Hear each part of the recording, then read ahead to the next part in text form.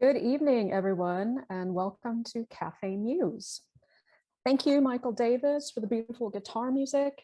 I'm Maj Dagama, and I'm hosting tonight along with Henry Crawford, who, lucky us, is also working his tech magic. Let me just run through the order of events here. We will be dropping our author books in the chat, and as well as the links for making a donation to Café Muse.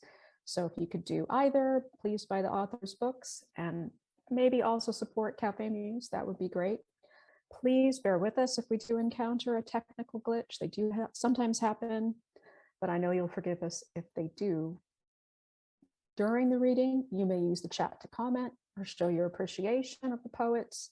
On-screen finger snaps are acceptable too. Our program's typically scheduled for 1 hour.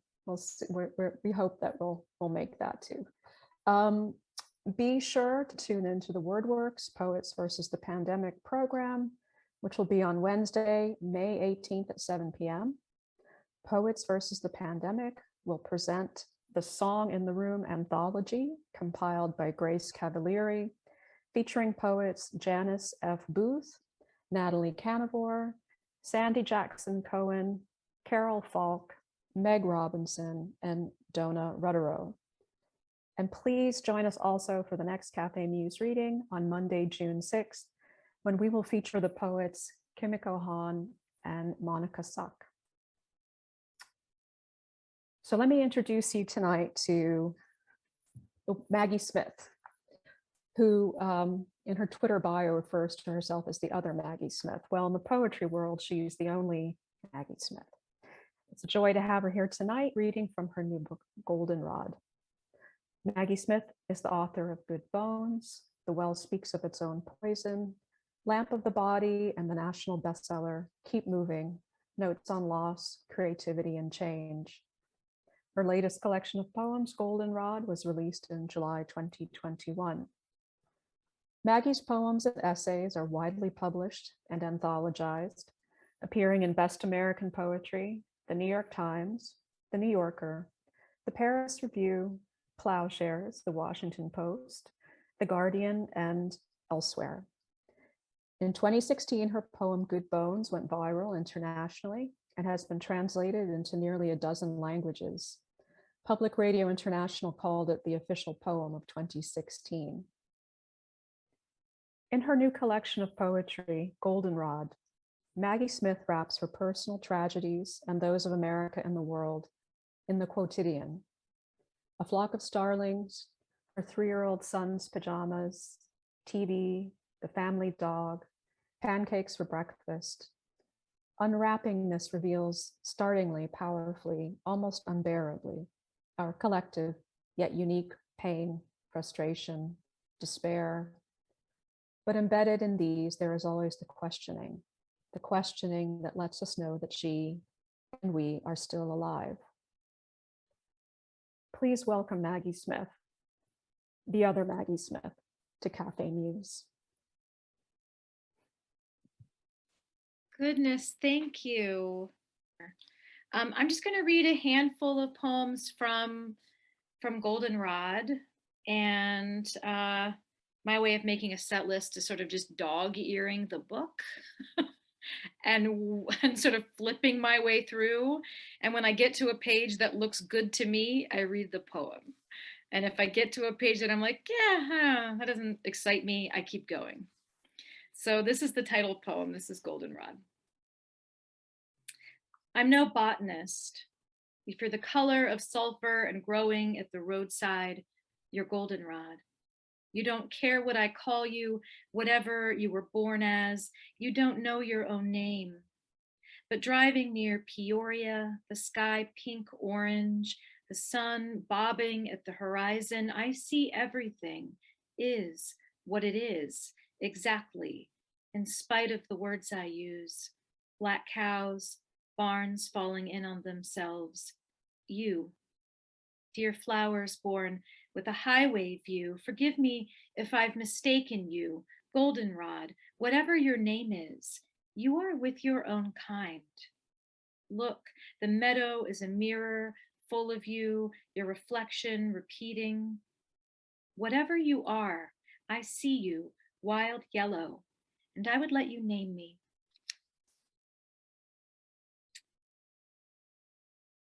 It's funny, sometimes I think I'm like the least knowledgeable person about my own work, because it happens so intuitively. And then without fail, I'll do an event with someone, or someone will ask me questions in an interview or during a Q&A, or point something out. And I think I had no idea. And someone mentioned that this poem begins with "I'm no botanist," not claiming a title, and then ends with inviting the flowers to give the speaker a title. And they were like, "Oh, that's so clever. What a clever sort of book ending of that." And I thought, oh yes, how clever. I had no idea. How clever indeed.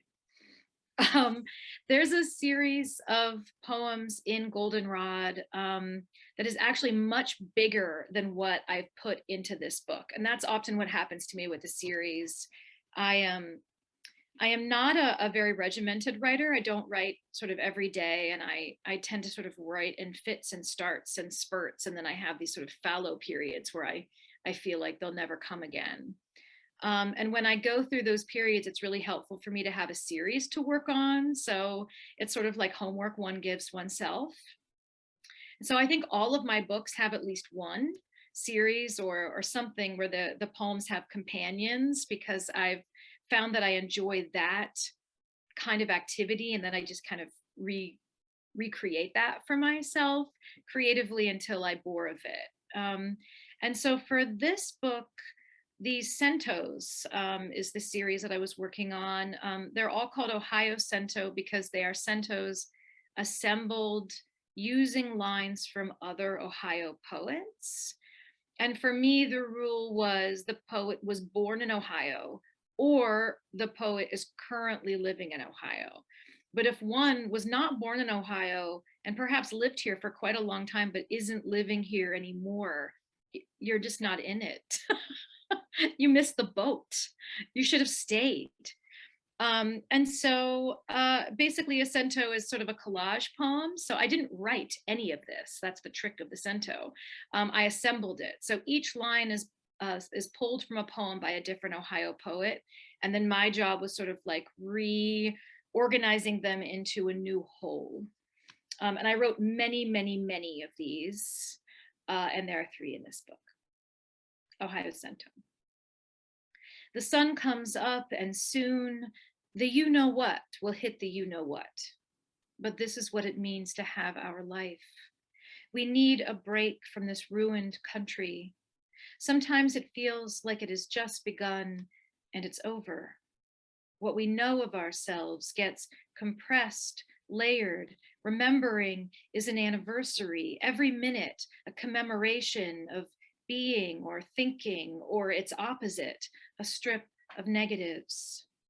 Some days I don't even know how to be.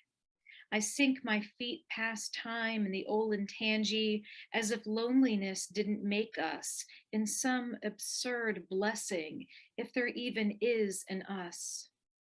When are we most ourselves, and when the least? Is it too late except to say too late and hear the whole world take a rain check? I worry it is. I have to say, if you're someone like me who gets stuck, the ability to go to one's bookshelf or one's library and start pulling things down and sort of doing a collage, I had so much fun working on that. This actually borrows some lines too, but the lines that are borrowed are overheard dialogue between my then 3-year-old and then 6.5-year-old children chit-chatting in the next room while I was in the kitchen doing dishes. The poem is called Lacrimé.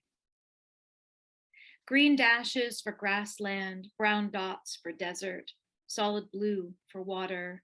The children's atlas is all simulacra, from the Latin for likeness, which always reminds me of lacrimé, Latin for tears. That's the rickety bridge my brain makes over the river, or the kinked blue line that stands for it. What a landscape in the symbolic distance, dark green lollipops for deciduous forest, a cluster of black carrots for mountains. Once, doing dishes, I overheard my children bickering about metaphysics in the next room. The 3-year-old said, "Everything is true." And his older sister countered, "Do you mean real?" When I think likeness, I think tears, blue, always for water, blue, running through and under everything.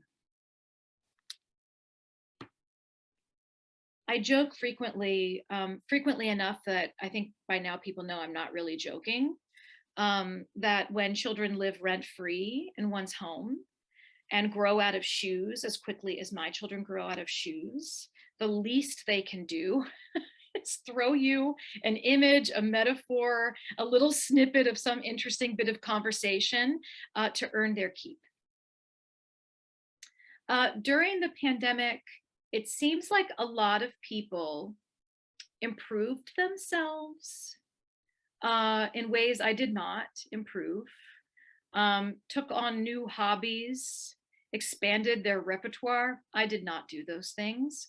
And one of the things I noticed people doing was talking about their sourdough starters, which is something I know nothing about. I find it intriguing.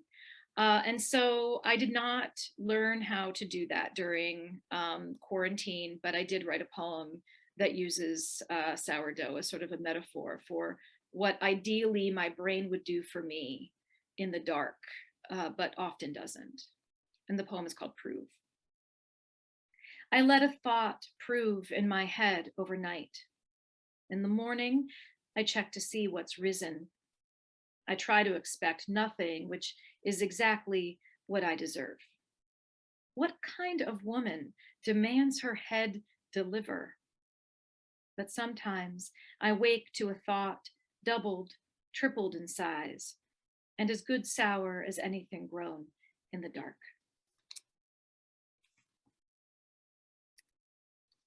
Okay.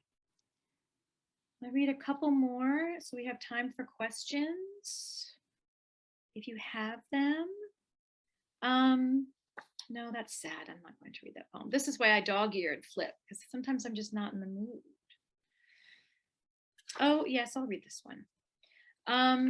This is sort of a guzzle, but doesn't actually do all of the things that a guzzle is supposed to do. So it doesn't have it has the repetition of the phrase, but it does not have the perfect rhyme before the repeated phrase. And I do not address myself using my name in this poem. So it's more of a poem that was using a lot of repetition already. And then I thought, I see an opportunity here to sort of retrofit it to some sort of form, and what might that form be? And when you're working with repetition, you have like a handful that you could try. And this is the one that I landed on. It's called Joke, and it is not in fact funny. And what I think is a dream, I look at some manifestation of the past and say, I know you're not real. Someone has to. And as most dream things do, the past shapeshifts, reconstitutes itself with new eyes and a new haircut, the past made over, and then I forget its name. I forget what I'm doing with the past. What is that joke about the river? It's not really a joke, no more than past is really past. The one about water never being the same water. As it flows past the river's current, now that's a joke, is always flowing now, now, now. Past 7, when I wake from what I think is a dream where I tell the past the truth about itself. It is the present, as it always is. There is no past.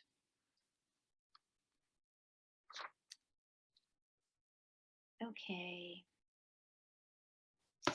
I think I'll just read one more. How are we about that? I'll read one more poem.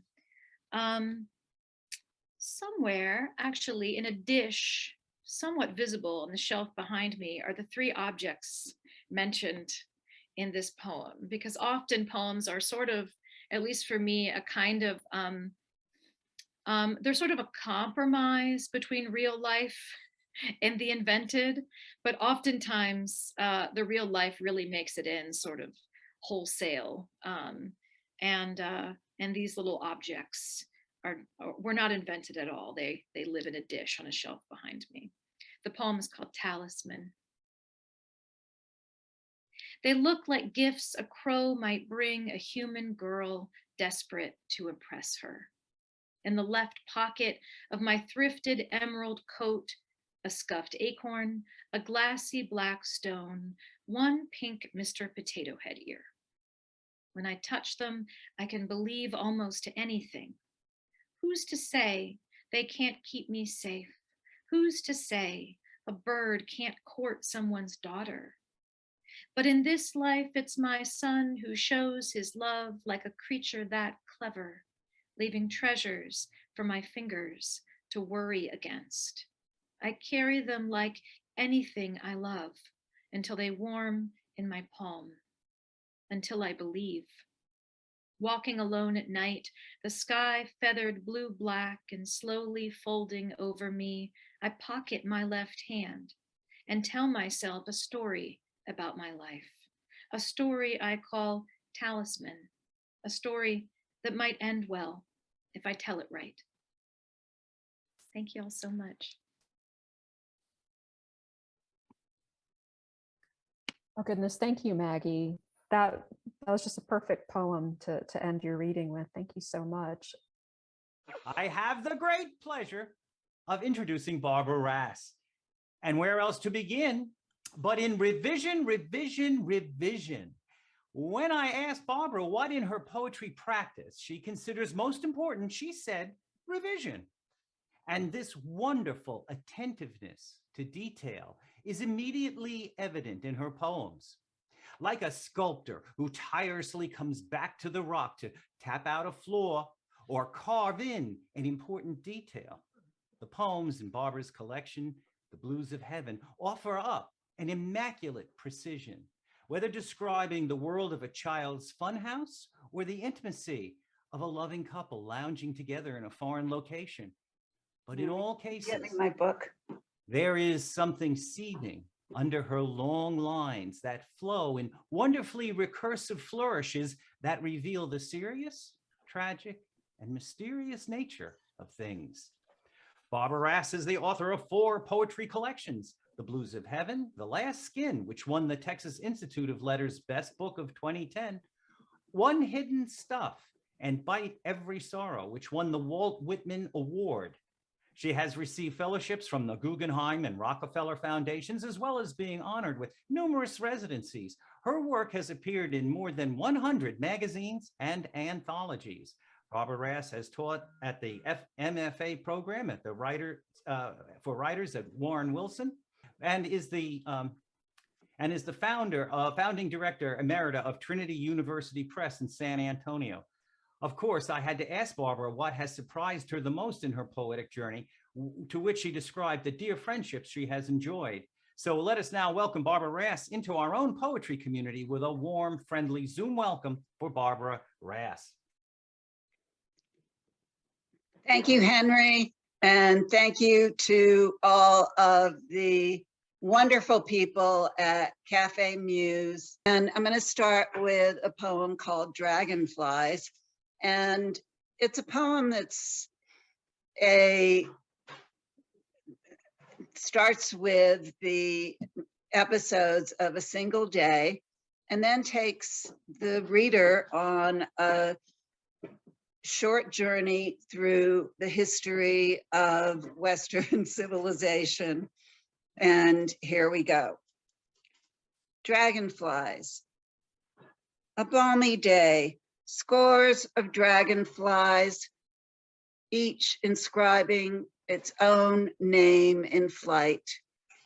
They dance to tunes only they know, whizzing and flashing through tarantellas, waltzes Sambas.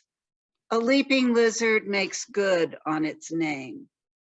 A tortoise bites off a flower top, using its right leg to steady the stem. I praise the palms, flouncing their fronds, loudly rustling in gusts swarming off the gulf. All day, dragonflies flirt to music. Music older than Sumerian, older than Sanskrit.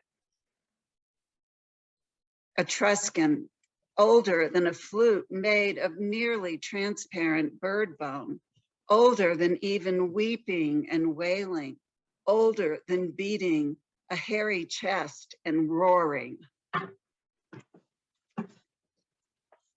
So this next poem gets a little more serious. The day a crucial button fell off my blouse into the toilet was the day Trudy, my 9-pound terrier mutt, put her paw on my bare foot like a scrap of crushed velvet. And though I wanted to send thoughts of gratitude into her little dog brain, all I could do was envy her for not having to wear clothes, for not having to get her mental panties in a wad, trying to figure out what the Nepali poet meant by Westerners love Rilke because he approaches the pre-literate. It was the day I learned that Dell has a detector under their computer keyboards to record fist bangs and thus dodge warranties. Imagine pummeling a machine as if it could fix the brokenness of parents whose dismay about their own choices could be passed down to their kids through the knives set at the table. It was the day I learned the CIA plans to geoengineer the stratosphere by spraying toxic ash to offset global warming. And this on a day I learned residents in Karachi are digging mass graves for another heat wave like last year's that killed 1,300 people. Increasingly, days like this end with who the hell will pickaxe a trench for me in 127 degrees. Well, as many of you know, in our current climate crisis, we are now experiencing 127 degrees. Normally, it's not as drastic as when I wrote this poem a couple of years ago. So it's a little bit out of date, but nonetheless, I hope it gets the point across, which is that we are suffering. And I believe that everyone, and I hope many of you, will take this as a cautionary tale.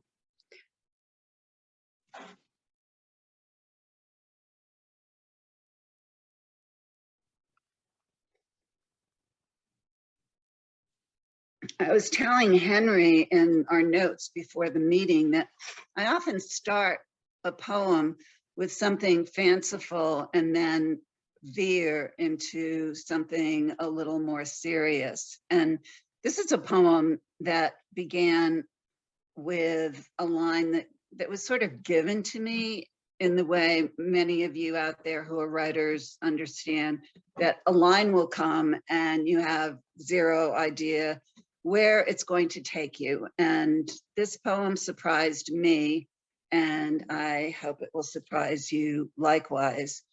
And as the great Robert Frost said, no surprise for the writer, no surprise for the reader. Flags. For some reason, we chose an island off Italy to bring a typewriter for repair.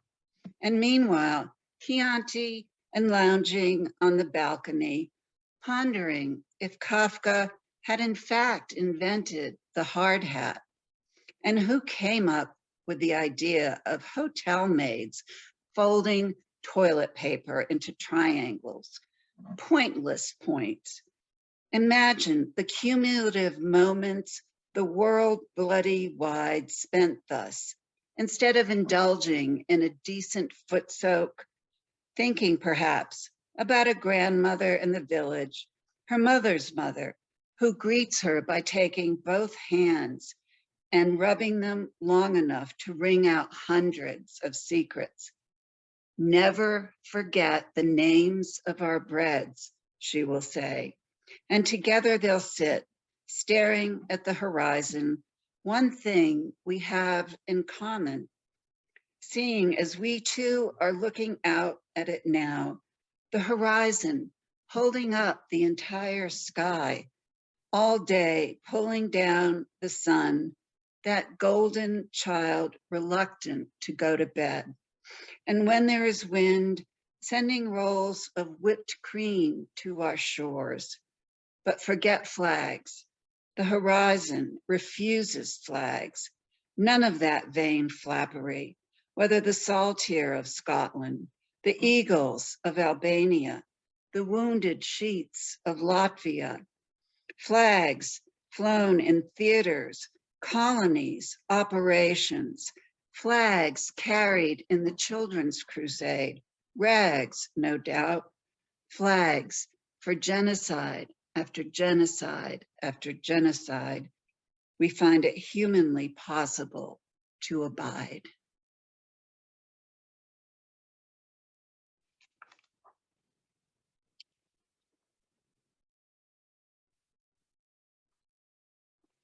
You know, I think this book is probably a book that is my most overtly political book, although other volumes have had undercurrents of issues that have been that have addressed political situations and often addressed our social climate and social ills. But in this book, I think I've taken a darker turn, not out of necessarily desire, but out of what is there to, I guess, enter the poem, whether I will it or not. Take a chance. From the drummer, take the cymbals, the crash and hi-hat, and walk like you're shining. From the composer, take water under snow is weary, sung by young voices in the timbre of wind blowing through deer antlers. From the organ maker, take the names of the stops, night horn, vox celeste, and chimney flute, whose reverberations could theoretically go on forever. From the gypsy, take any castanets offered and play them first thing to get you out of bed, despite the news of 9 dead in Charleston, who invited a white kid into their prayers at the Emmanuel AME Church, where he repeatedly shot the gun, whose one note is death. Take a chance, take guns away, and ask people to hum more, to whistle if, unlike me, they know how, to talk often like baby turtles who start vocalizing inside their eggs. Every river's original name was water weeping, water laughing. Take the call of a cricket or a ricochet of crickets, each with its own thumbprint. Take the cry of a bush baby at night that narrows down to nothing, the distance between it and us. Both are wailing, scored by loneliness, shocking the night air, calling for kin, calling for help to perpetuate the species. Take a lesson from the bush babies with its exotically large eyes that see what we don't see, its paws and mouth that eat whatever they kill.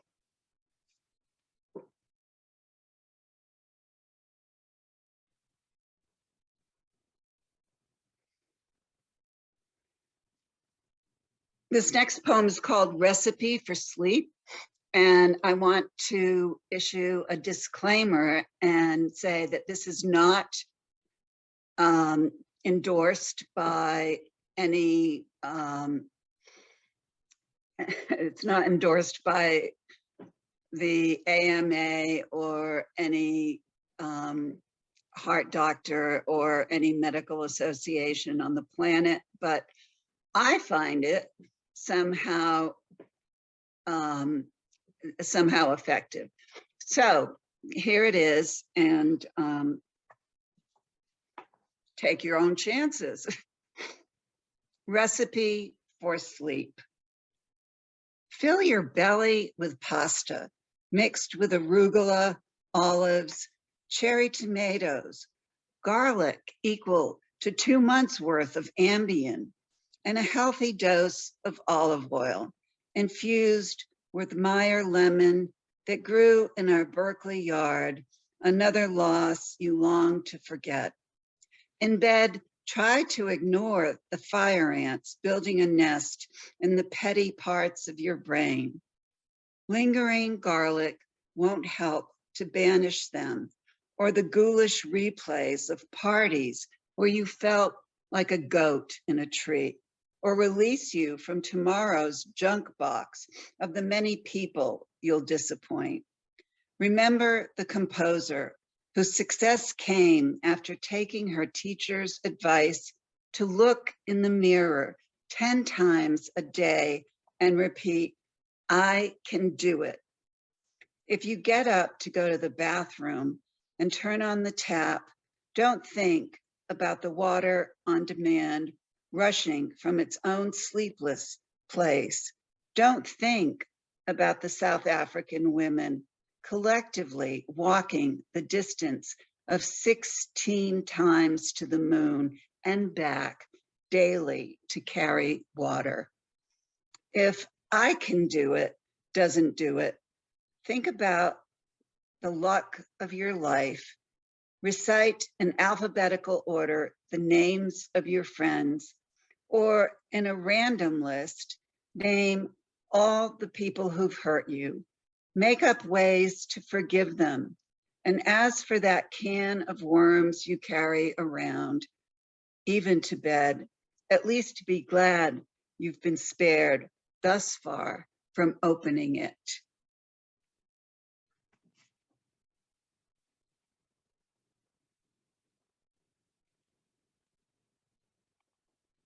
I've had the great good fortune to travel a lot, and in many cases, due to the good fortune of the Iowa International Writing Program.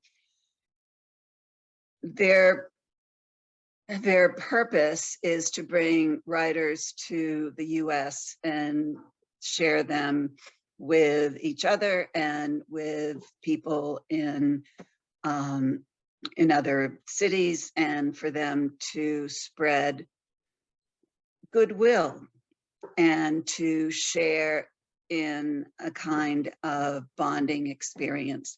Their other purpose is to take writers from the US to foreign destinations and to have them interact with people in those places, do readings, lectures, talks, interactions. And I have to say that it's changed my life, and I would probably never have had this experience if it hadn't been for the good fortune of being invited to an event in Morocco. And this is called Tethers. And this is not the page. Well, that's what a table of contents is for, right?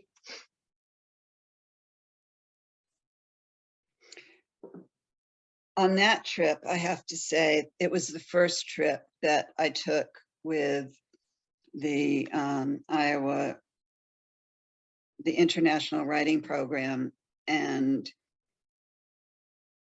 I was kind of blown away. And I also felt so utterly grateful. And I think this poem expresses some of that gratitude, if I can find it. I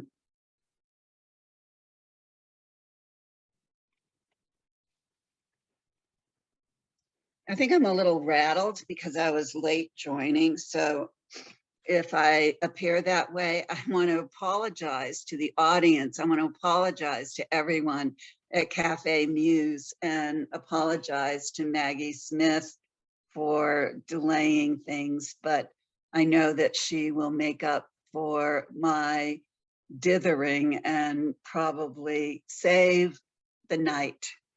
So this is called Tethers, and in each stanza, there are different ways in which I express being connected to something either on the planet or in my experience with religion, et cetera, et cetera. So it's called Tethers. God, we need rain and white flowers, petals mimicking teeth and eggshells, and don't forget the christening gown. Though lapsed, I will respond to holy water. All the fingers before me, all the fingers to come, a balm soothing like ancient rain. I'm still blown away that we walk on a blue ball spinning at 1,000 miles per hour, and a foot wedded to gravity keeps us from a fling out of this world.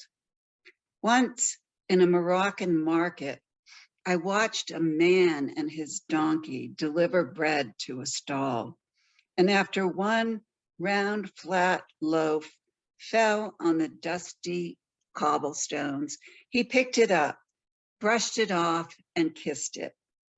I'd have eaten that bread, hugged the donkey, danced with the kissing man, one hand in the air, waving the way an olive branch waves in a slow wind, the vibrations of oud music, carrying us in a circle, tying us in a small knot of humanity.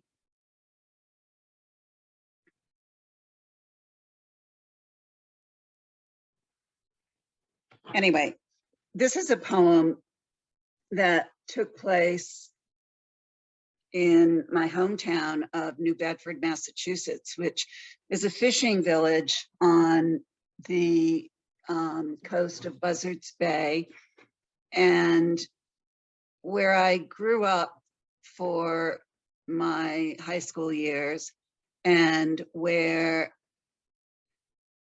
I ended up returning after getting my MFA at the University of Oregon, hence crossing one continent.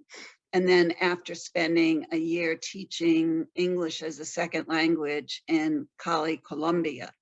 So I came home or came back to the US, and I quote Robert Frost again, not that I quote him every day, but it fits to this poem, which is that home is where when you go, they have to take you in. So this is a poem that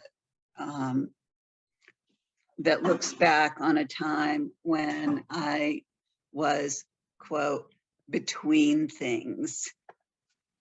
It's called Soul, and soul is spelled S-O-L-E, not the soul of the interior, S-O-U-L. So it's soul the fish, S-O-L-E, soul. I remember writing a bird flying fast into snow, being back in the States, thinking of a lost love, and typing as usual on the Smith Corona passed on to me by my father, And while I was trying to find myself in the hometown, I had already crossed 2 continents to escape. I waitressed at Louis on the Wharf, across from Aiello's Fish House. And on breaks, the fish workers would cram the restaurant for coffee and pie. And I'd make my way through their black rubber boots and aprons, all sequined with fish scales, resplendent and wretched, while Louis stared out the window as if to ask the air for some truth. And I wished I could have been at a matinee of The Children of Paradise, showing against all odds in a theater here, while dozens of customers yelled their order, most for regular coffee, as we called it. So before pouring coffee, I had to pump cream into the cup. No pitchers on the table, no tiny plastic tubs of whitening, those destined for a future, this future, where Manny Aiello will never appear again to give me a 5-pound box of sole, slices of fish, as fresh as petals dipped in salt water. Thank you so much. I want to thank Café Muse. I also want to thank everyone who came out tonight for the reading. And I want to thank Maggie Smith. Karen, should we go into a Q&A? I'm sure people have questions. All right, well, I'll look and see if we have any questions after I sort of fumble my way into this question. So I want to start with you, Maggie, and I would like you to try, it may not be possible, but to describe your process for writing a poem that goes from reality into imagination and back, or vice versa, because I think there's something really interesting about the way you tune in to the world around you and come up with some observations that are sort of earth to universe. Earth to universe sounds like something you might say into a walkie-talkie. I love that. Earth to universe. You know, the short and honest answer is I don't know how that happens. And that's like the sort of honest craft answer to most things. Like if you asked, why did you break this line at this place? I can tell you, like, oh, I wanted that word to be the sort of hinge because that's where the sort of torque happens. Like there are some very specific craft choices. I could absolutely sort of annotate a poem and talk about why I chose this and not this or not this. But for the most part, the process of like where the stuff comes from and why you know, these two sort of unlike things or things that are seemingly disparate get to live on the same page is mysterious to me in a way that I need it to be. Because I think if I were as methodical, if I were as methodical about it as the person who could answer that question succinctly would be, I don't think I could do it. And that's kind of a cheater answer. I also will recognize that, but I'm sort of hedging here. But the real answer is I don't know. And for the most part, I try to be really, really methodical and picky, and I can really like futz with a poem for a really long time. Once I sort of get what I have, like once the meat is there, then I can tinker forever. Like once I have a machine, I can tinker with the machine forever. But I almost don't actually really want to know where the machine comes from. I want the like building of the big pieces to happen almost in some place where I'm not able to access it, because if I were able to access it, I'd probably mess it up. So it's better if somehow this stuff kind of comes together in a way that's almost like lyrical muscle memory. Like I imagine an athlete who knows, like, if you shoot a basketball enough times, you're going to get it in more than not. I don't have that, But I think writing poems again and again and again and again, I trust the sort of like metaphorical muscle memory that when I'm on the right track, I can kind of sniff it out and follow where I'm going, and it's usually the right way. But once I get there, I could never really retrace my steps in a way that would take me right back to where I started. Fair enough. Not a problem at all. I mean, each writer's process is a little different. So Barbara, I was wondering if you could talk about your process, particularly in light of the poem that was set in Morocco, and see if you could do a, earth to universe kind of process, mining, so to speak.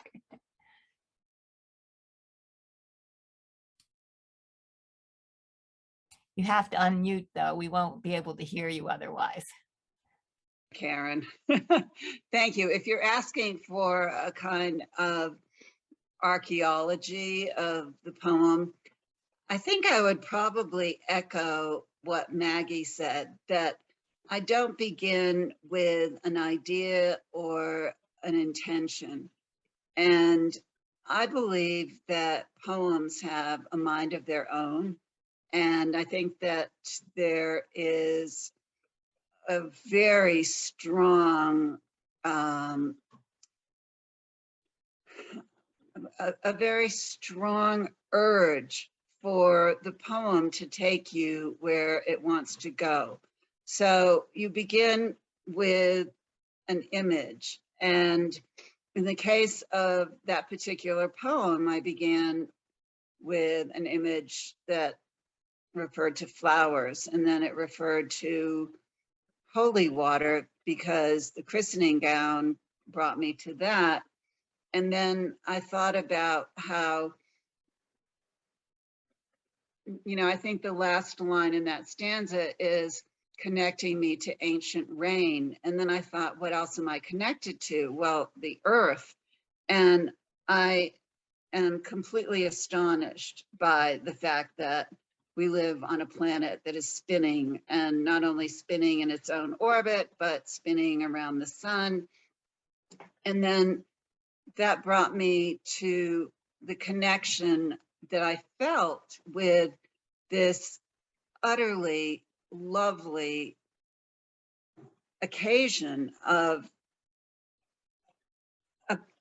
a man delivering bread and kissing it and putting it on the counter, and then feeling like I could bond with this person. I could kiss his donkey and dance with him. And so Tethers is the title of the poem, but I could never have reached that ending if I had said, oh, I want to write about the guy in the market. I do believe in the unconscious that brings material into the poem, and I believe in the poem having its own direction and also its own will. And if you give yourself up to that and allow the poem to take you. Now, this may not happen on the first draft. You may write and write and write and not know where the poem is going to take you. But if you allow that mystery to enter the poem, then I think what happens is the mystery carries you. And like Maggie, I don't believe in charting out the poem from the beginning. I think that a poem really has to have a certain magic and mystery and a mind of its own. So I may start with a draft that's going in one direction, but the final poem may end up in a totally different place. Yes, poems often do take us in a different direction from what we originally thought we were going to do with the poem. Yeah, so I think, you know, it's interesting always to hear the process that writers go through in order to write their work, particularly when we have just heard a particular poem and how it works. But, you know, the Tethers image, you know, how you are tethered to each of these small to large images is wonderful, in my opinion. I know Morocco fairly well, and I really identify with what you were saying. Although we do have what looks like to be a series of questions from one person in the chat, I think it is time that we close this wonderful program and that we thank our guest readers for their excellence. And I'm turning the program back to Majda for her close. Thank you. Thank you. Thank you, Karen, for the Q&A. It's always a really wonderful way to wrap up the evening. But thank you as well to the stars, Barbara Rass and Maggie Smith. It really was extraordinary to hear your poems and to hear the Earth to Universe threads that bind your poems to you. Also, thank you to Michael for the gift of classical guitar. Let me shout out to Karen again. We do what we do because of her and the Word Works. They sponsor Café Muse, so we appreciate that. Gratitude to Henry for his introduction of Barbara and for being our tech wizard. And all my love and gratitude to my fellow co-hosts, Ellen Cole, Henry Crawford, Renee Garrity, and Leah Johnson, who has laryngitis. Feel better, Leah. Most importantly, thank you to our wonderful audience for being here. If you want to watch tonight's program again, it will be up on Café Muse's YouTube channel tomorrow. And you can extend your enjoyment by purchasing the poets' books. The links have been dropped in the chat. And please tell others about our reading series. Please join us for the WordWorks Poets versus the Pandemic on Wednesday, May 18 at 7 p.m. We will present the Song in the Room anthology compiled by Grace Cavalieri, featuring poets Janice F. Booth, Natalie Canivore, Sandy Jackson Cohen, Carol Falk, Meg Robinson, and Donna Rutterow. Our next Café Muse program will be Monday, June 6th at 7 p.m., featuring poets Kimiko Han and Monica Suck. Please make sure you've registered on our Café Muse website so that you'll receive information on the event as well as the Zoom link. Have a wonderful evening, and I hope we'll see you again next month. Thank you so much. Thank you.